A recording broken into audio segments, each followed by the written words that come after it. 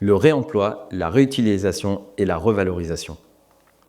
On compte plus de 40 millions de tonnes de déchets pour le seul secteur du bâtiment, dont 75% des déchets inertes, près du quart des déchets non dangereux et 2% des déchets dangereux.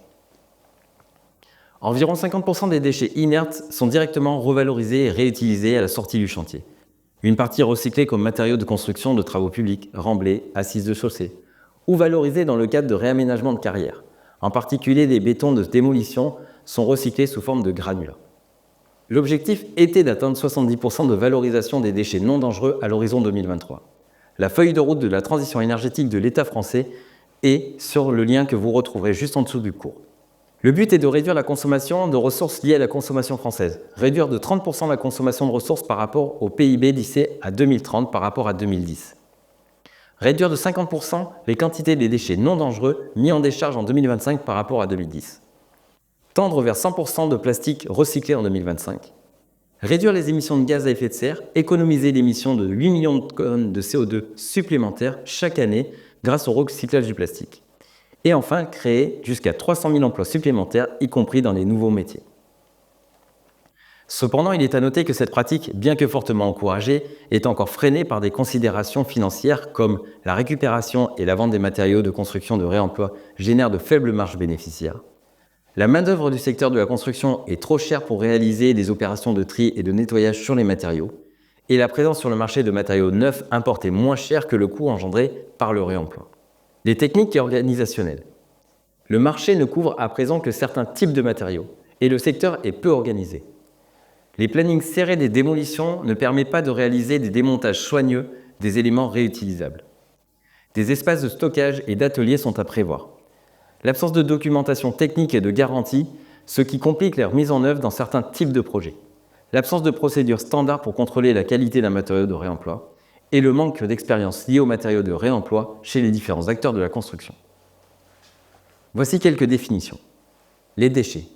Toute substance ou tout objet, ou plus généralement tout bien meuble, dont le détenteur se défait ou dont il a l'intention ou l'obligation de se défaire. Le réemploi. Toute opération par laquelle des substances, matières ou produits qui ne sont pas des déchets sont utilisés de nouveau pour un usage identique à celui pour lequel il avait été conçu. Le réemploi est une opération qui permet à des biens qui ne sont pas des déchets d'être utilisés à nouveau, sans qu'il y ait de modification de leur usage initial, par exemple une poignée de porte qui est réutilisée en poignée de porte, avec une réutilisation à l'identique en mode dégradé ou déclassé, porte-coup de feu réemploi en porte-palière, ou en mode upgradé, bardage sur une maison individuelle employée en bardage sur ERP. Sans ou avec traitement, préparation, reconditionnement. Le contrôle visuel, un lavage, un nettoyage, une réparation ou encore le remplacement de joints sur des équipements sanitaires. La réutilisation. Toutes les opérations par lesquelles des substances, matières ou produits qui sont devenus des déchets sont utilisés de nouveau. La réutilisation est une opération qui impose un usage différencié de l'usage initial, qui permet à un déchet d'être utilisé à nouveau en le détournant de son usage initial, avec un traitement, une préparation, une réparation qui ne nécessite pas de process ou d'installation industrielle important. Par exemple, le cas d'une utilisation de revêtement de façade en pavage de sol, fenêtre utilisée en tant que cloisonnement intérieur. Ensuite, nous allons voir le recyclage. C'est toute opération de valorisation par laquelle les déchets, y compris les déchets organiques, sont retraités en substances, matières ou produits aux fins de leur fonction initiale ou à d'autres fins. La valorisation, toute opération dont le résultat principal est que des déchets servent à des fins utiles ou substituent à d'autres substances. Des matières ou produits qui auraient été utilisés à une fin particulière ou que des déchets soient préparés pour être utilisés à cette fin. Le réemploi et la réutilisation de matériaux dans un projet de bâtiment ou d'aménagement. Dans le cadre d'un projet de construction, il s'agit d'intégrer des notions dès la conception du projet, à savoir qu'il est de réaliser une étude de faisabilité via un diagnostic qui permettra de caractériser les gisements, d'indiquer les nouveaux domaines d'emploi ou d'utilisation, d'identifier les ouvrages du projet pouvant nécessiter les matériaux de réemploi, d'expliciter la dépose, la préparation et la mise en œuvre des matériaux, et de vérifier les faisabilités par une étude d'impact. Il faut limiter les déchets et anticiper le devenir des matières afin que le réemploi et la réutilisation soient facilités. Le statut déchet doit être évité en anticipant le devenir des matériaux en amont de la déconstruction. Plusieurs critères permettent de sortir du statut de déchet. Par exemple, si la substance ou l'objet est couramment utilisé à des fins spécifiques ou encore si elle remplit des exigences techniques aux fins spécifiques et respectent la législation et les normes applicables au produit. Il faut se renseigner sur la réemployabilité des matériaux. S'assurer que les matériaux issus du réemploi répondent aux critères techniques correspondant à l'utilisation qui en sera faite. Il faut intégrer le réemploi et la réutilisation dans les documents d'exécution.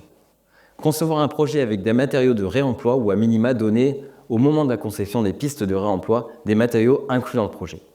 Et pour finir, prévoir dans les appels d'offres un lot dédié à la déconstruction partielle ou complète, portant la responsabilité de l'atteinte des objectifs de revalorisation préalables fixés par le maître d'ouvrage.